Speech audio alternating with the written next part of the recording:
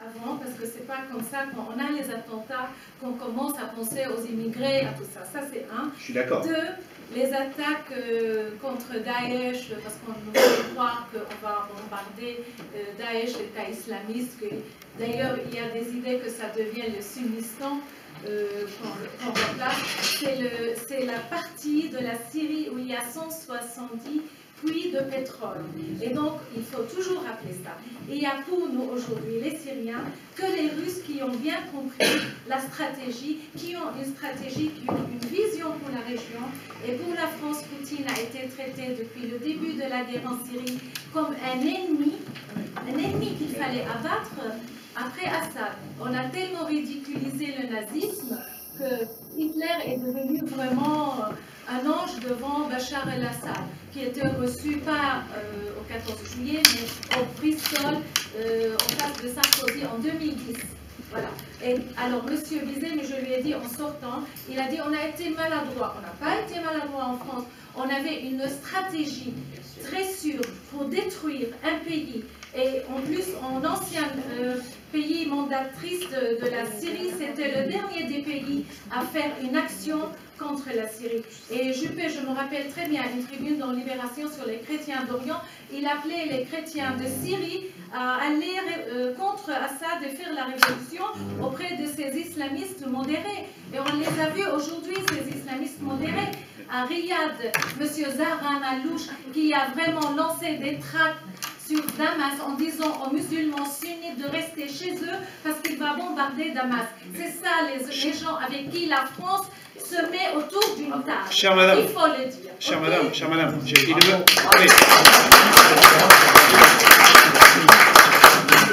madame, chère madame, sauf à ce que j'ai été mal informé, je ne suis pas encore membre du gouvernement français. Je suis totalement d'accord avec vous. Voilà. Je ne peux pas dire mieux.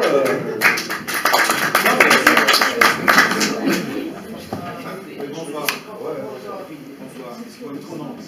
Bernard Cornu, je connais la Syrie depuis 46 ans. J'ai même les cartes en 50 millième de la Syrie, qui a été ses enfants libres en 72, je faisais une thèse sur la Syrie. J'ai tout à fait les cartes de là où l'avion est tombé, par exemple, près de la frontière. Je connais très bien la situation. Monsieur Yachev a dit que les États-Unis ne vont jamais reconnaître leur faute. Il y a quand même eu des anciens chefs des départements d'IAE, d'intelligence, qui ont reconnu leurs responsabilités. Et effectivement, la France aussi, ça sera très difficile à ce qu'ils reconnaissent leurs erreurs, leur infantilisme, leur activisme avec des gens non représentatifs, financer, former des rebelles, des rébellions armées, sans les nommer.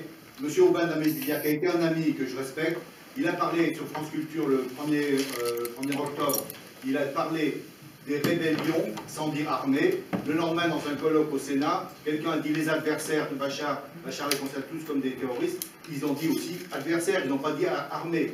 Donc vous voyez, c'est le refus de la réalité de dire que c'est des rébellions armées. Donc la France mettra beaucoup de temps.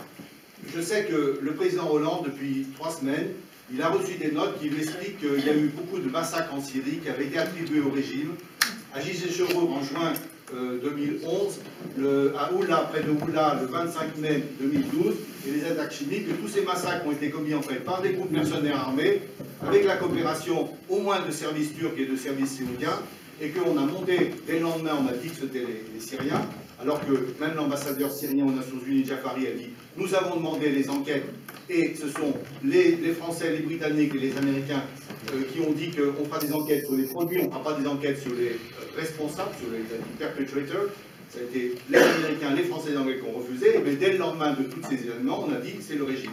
Donc, je sais, parce que c'est à partir de mes notes et d'un ami qui les a remis au président Hollande, ils se rendent compte qu'ils ont été complètement manipulés par des événements. Donc, c'est pour ça qu'il a donné instruction à Fabius de commencer à faire machine arrière. Mais la France, les dirigeants sont orgueilleux, ils ne vont pas reconnaître leurs erreurs.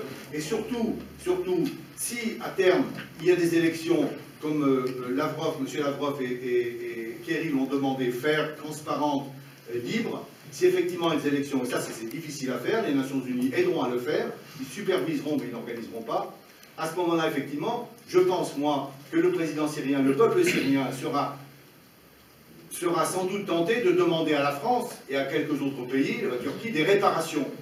Parce que tous ces crimes, toutes ces destructions, il faudra bien que quelqu'un paye. Et comme la France a fait des erreurs, la Turquie a fait des crimes, Les Séoudiens, les Qataris ont financé, il faudra bien que les gens payent. Et moi je dis qu'on va évoquer ce problème des réparations. Et c'est quand on aura évoqué ces réparations que l'aveu de ces grandes puissances qui ont été arrogantes, qui ont été criminelles, qui ont été abusées aussi, pourront être discutés. Voilà. Et je pense que c'est très grave.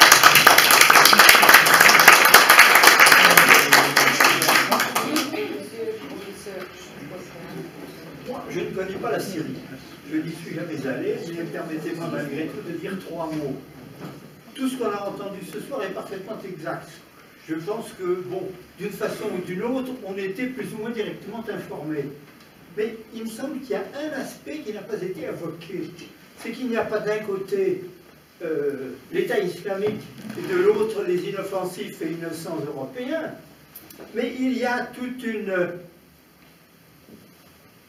gamme de sympathisants entre l'État islamique et les populations européennes qui sont prêts, sinon à collaborer, du moins à excuser, éventuellement à conclure des alliances, tacites ou non tacites. Et il me semble que nos positions sont parfaitement exactes, et je pense qu'il est difficile de disconvenir de ce que nous avons entendu. Il reste malgré tout que tout autour de l'État islamique, il y a en Occident une nébuleuse qui a une dimension considérable de gens qui sont plus ou moins impliqués, plus ou moins sympathisants, plus ou moins hostiles aux valeurs européennes parmi les Européens, et que nous n'en avons pas. Enfin, excusez-moi, j'ai l'impression que ça n'a pas été le fond de la discussion de ce soir.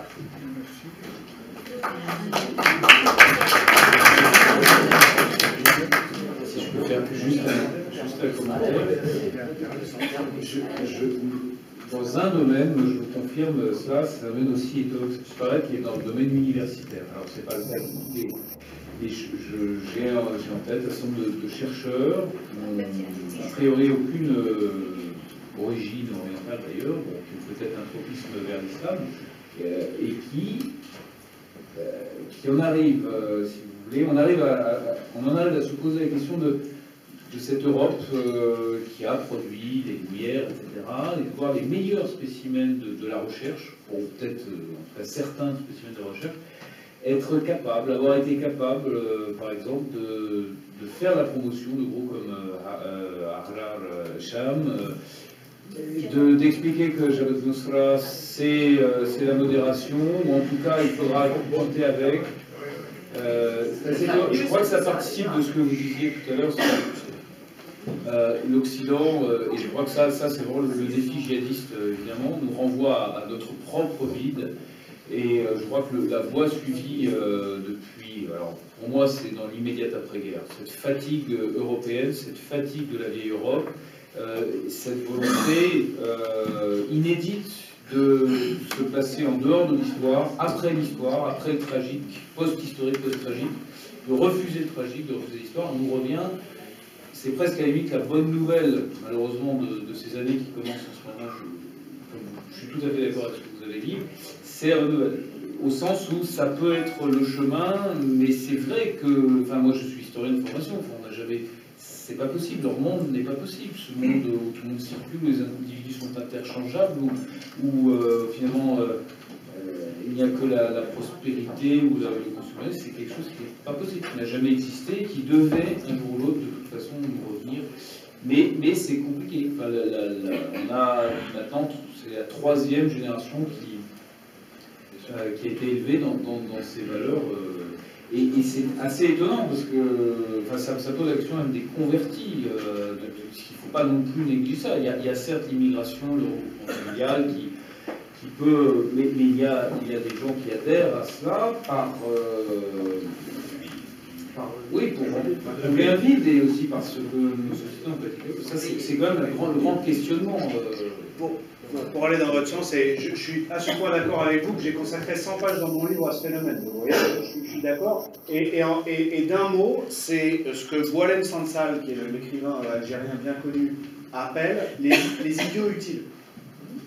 Ils les appellent les idiots utiles. Tous Ils les ne sont gens. pas toujours utiles. Non, mais ils sont utiles à la cause islamiste. Ils sont utiles à la cause islamiste.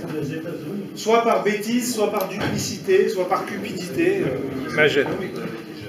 Vous savez, Derrière tout ça, c'est les États-Unis. ce sont des questions très compliquées et compliquées. Par exemple, regardez la Russie. Nous avons combien de la population chez nous? C'est 144 ou 5 habitants. Parmi eux, 25 musulmans. Et nous habitons avec eux, majorité, écrasant avec eux, voilà des siècles. En même temps, pendant seulement 5 années dernières, nous avons reçu plus que 10 000 migrants des républiques d'Asie centrale. Tadjik, Ouzbek, etc.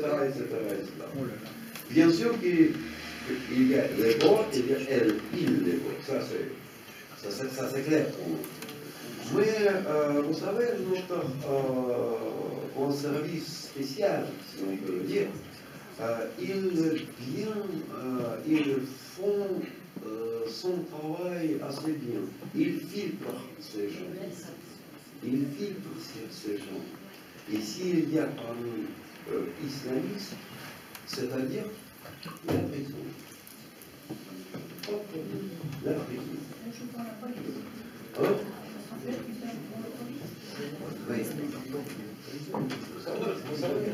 Vous savez, mais aussi, je ne sais pas très bien tous les détails de ce travail, mais je sais que chez nous, il y a, je ne peux pas nommer ça les camps militaires ou quelque chose pareil. C'est les places spéciales où, par exemple, se trouvent les migrants illégaux, bien sûr. Bien sûr, illégaux. Ils les filtrent. Comment? Par exemple, pas de passeport. Il habite là. Il habite dans ces places avec tous les conforts modernes, mais bien sûr que la chambre pour les 4 personnes, 5 personnes. Mais si le passeport est fort, c'est-à-dire que, monsieur, pour quitter notre territoire, et vous devez payer un amende. Pas d'argent? Très bien. Vous êtes qui? Mécanicien? Travaillez. Votre salaire passe au compte spécial de la police. De ce compte, il paye son séjour, c'est tous les charges, et quand il rembourse tout ça, et quand il rembourse la prix de billet, la police le prie, l'envoie jusqu'à l'avion, pose dans l'avion, prend son passeport, pose le tampon,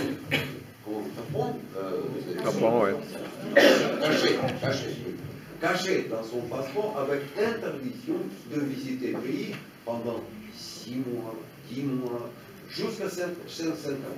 Et c'est tout.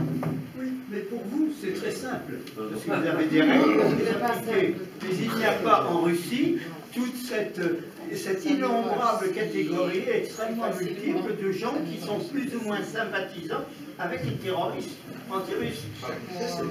Voilà, c'est la grosse différence par rapport, disons, à l'Occident en général. Parce que pour les, je vous dis sincèrement, assez sincèrement, mais vous savez, il essayait de le faire, mais c'est très difficile parce que parmi la population russe, y compris musulmans, c'est une quantité comme ça, un nombre très petit de sympathisants de ce mouvement.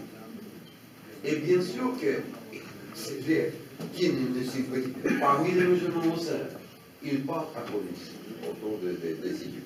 C'est tout. À mon avis, on se trompe parfois de diagnostic réel. Le conflit n'est pas entre islamisme ou islam et christianisme ou occident. Ce n'est pas le cas, parce que les premières victimes de ces terroristes, de ces criminels wahhabis, sont les musulmans. Ça, il ne faut pas l'oublier. Que ce soit en Algérie, que ce soit en Syrie, que ce soit en Irak, c'est surtout Le problème, c'est que l'Occident, moi je me rappelle quand Poutine était à l'Élysée, et quand on lui a, il avait dit à Hollande, avec ce qui était en face de lui, il a dit que Bachar al-Assad venait souvent chez vous plutôt qu'en Russie. Il a dit c'est fini, on ne reçoit plus de dictateurs. Le mois suivant, il a reçu tous les monarques du Golfe, sans exception. Voilà, c'est ça, c'est-à-dire ce n'est pas par ignorance, c'est une stratégie délibérée. L'Occident a combattu tous les régimes qui lui ressemblent, c'est-à-dire des nationalistes qui tiennent à la laïcité, au caractère séculier de l'État, et il a laissé l'Arabie Saoudite jusqu'à maintenant pour le bordel dans ces pays. Je suis d'accord avec vous. Je ne suis pas français, je ne suis pas... Non, mais pas seulement français, c'est les Anglais et tout le monde a joué ce jeu. Vous savez, personne ne dit pas que, par exemple, la Russie mène la guerre contre l'islam. Non, d'ailleurs, il vient de nommer la plus grande mosquée dans toute l'Europe. C'est impossible pour nous. Oui, bien sûr. Beaucoup des familles musulmanes ont... C'est surtout leur risque idéologique qui a mené à tout ça.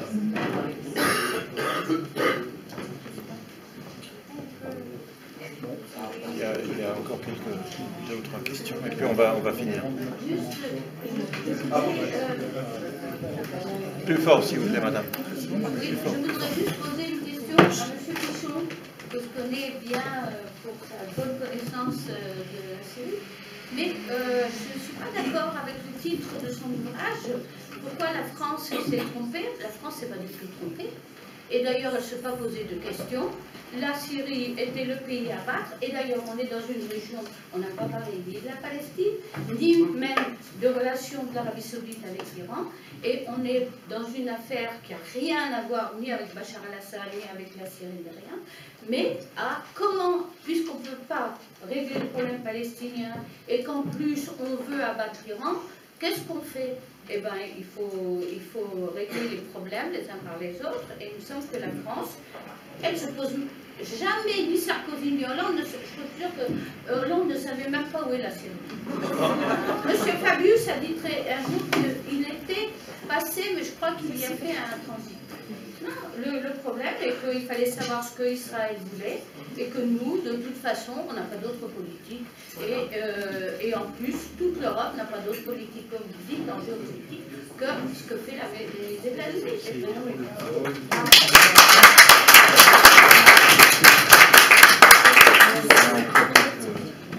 Et je dis en tant que française, hein, et même très française.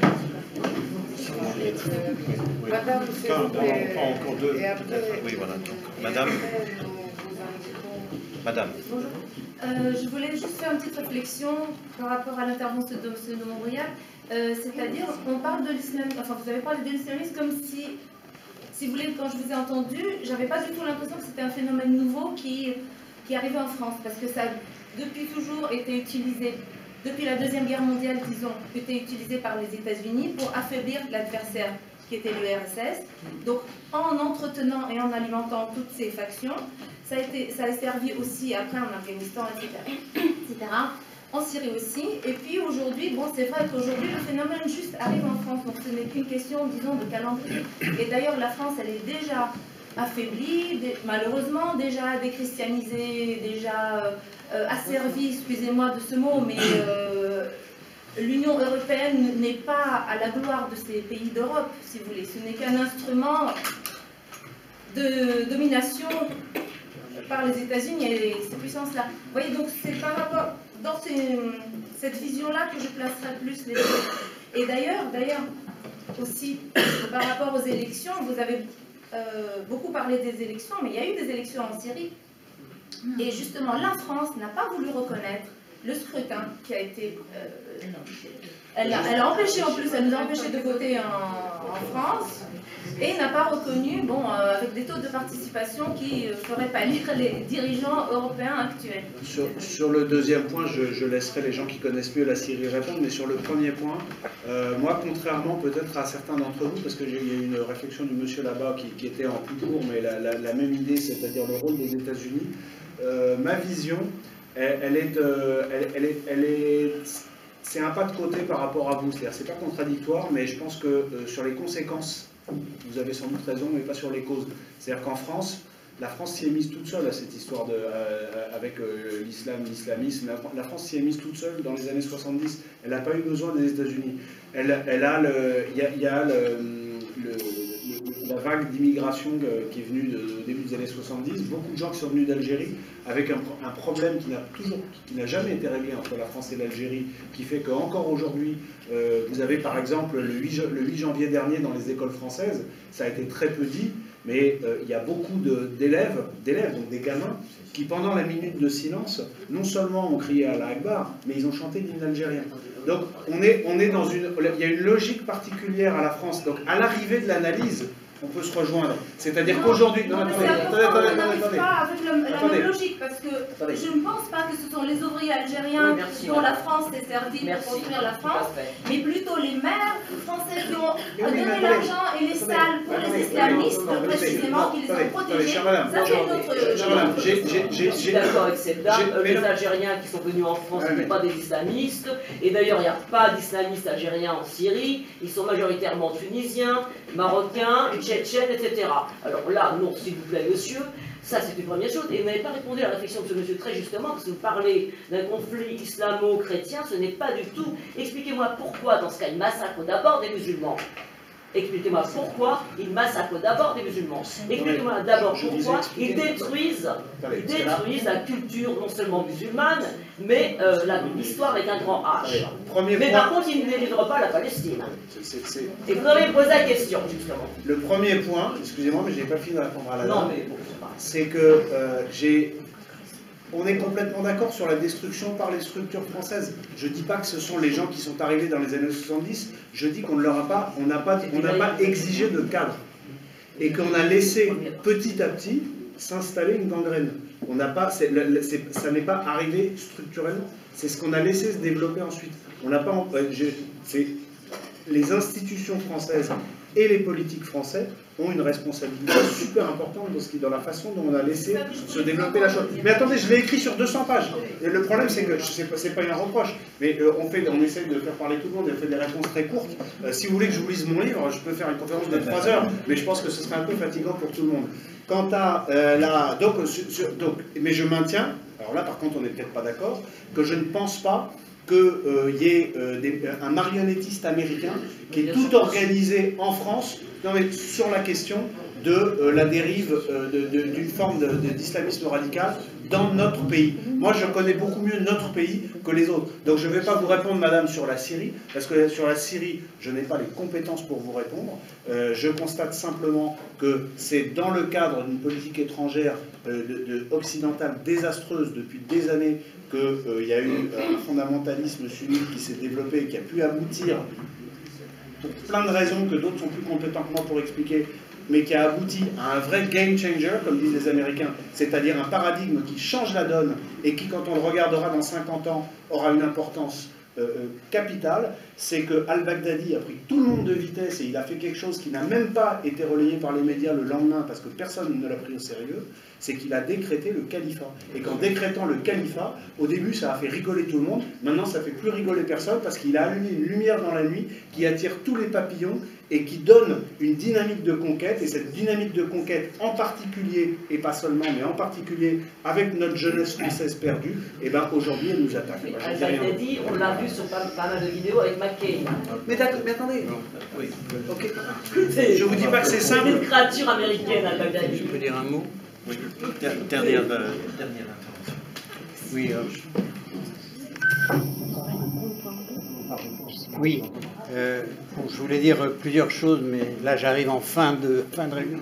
Première chose qui est quand même un signe de l'étonnante hypocrisie actuelle, c'est lorsqu'on se plaint, lorsqu'on déplore les horribles massacres de l'État islamique, et que dans le même temps, on fait alliance avec l'Arabie Saoudite, qui fait exactement les mêmes choses. Ce qui s'organise au nom de l'État islamique, c'est vraiment la même politique que ce que fait l'Arabie Saoudite. C'est une première chose. Si je veux aller un peu plus loin, je me demande si, à terme, quand on aura vaincu les djihadistes, etc., parce qu'on les vaincra, est-ce qu'il ne faudra pas revoir les frontières?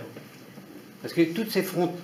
Ce qu'il faut voir, nous, en France, quand on parle d'un pays, on est assis sur un pays qui est là depuis des siècles, qui s'est d'ailleurs constitué dans le sang, mais qui, depuis le temps, c'est vraiment organisé, et on sait ce que c'est un pays. Là, ce sont des États qui ont été créés à la fin de la Première Guerre mondiale, ce qui n'est pas si loin, et de manière composite. Si on regarde aujourd'hui l'ancienne Union soviétique, on voit que partout, il y a des problèmes de frontières. Si on regarde l'ancienne Afrique, il suffit de regarder, on parlait beaucoup du Mali, si vous regardez une carte du Mali, vous voyez que c'est un pays qui ne tient pas debout, avec un tout petit bout qui touche la mer, une énorme partie dans le Sahel. Enfin, tout ça, c'est des compositions artificielles faites sans aucun respect du droit des peuples à disposer d'eux-mêmes. Et à mon avis, à la fin de tout ça, il faudrait revoir les frontières autrement. C'est un travail énorme qui, dans l'histoire, ne s'est fait qu'après des guerres mondiales. Après les guerres de Napoléon, il y a eu le traité de Vienne qui a refait les frontières de l'Europe. Après la Première Guerre mondiale, ben, on a fait ce qu'il y a au Moyen-Orient aujourd'hui. Et après la Deuxième Guerre mondiale, on a bougé des millions de populations dans l'Europe. Et alors, est-ce que ça peut se faire sans guerre mondiale? Je ne sais pas. Donc voilà un peu ce que je veux dire. Mais ces pays ne tiennent pas. Ils ne tiennent que quand il y a un dictateur qui les tient, parce que ce sont des pays composites, ce ne sont pas des pays à notre sens. Peut-être. Des États composites. La Syrie n'est pas un État composite, ce n'est pas un État artificiel. Il a eu une existence bien avant le mandat français. Ça correspondait à la vilayet de Dalat dans l'Empire ottoman, mais c'est une entité qui, Dieu sait qu'elle est historique. Je crois qu'elle n'a pas les mêmes. D'autres pays européens même, elle est bien plus vieille que ça. Il y a une identité qui s'appelle Syrie. La Syrie actuelle, finalement, c'est les 60% et les 100% de la Syrie historique qui a été démantelée par les, disons-le, par les colonisateurs, notamment français et britanniques, après la Deuxième Guerre mondiale, dans le cadre du démantèlement de l'Empire ottoman. C'est ça la vérité historique, et ça n'est pas une autre. Le traficonnage des frontières, ça sert finalement souvent à légitimiser les frontières d'Israël, finalement. Et l'exemple de l'État d'Israël, qui est le seul bricolage, finalement, de frontières qui a eu lieu à l'issue de la Deuxième Guerre mondiale.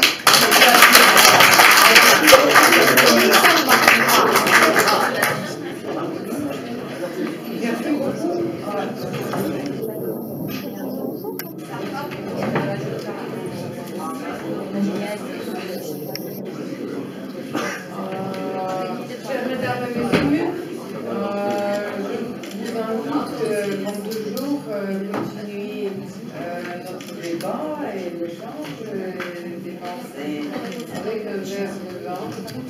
Nous vous souhaitons dans cette semaine où on attend de Noël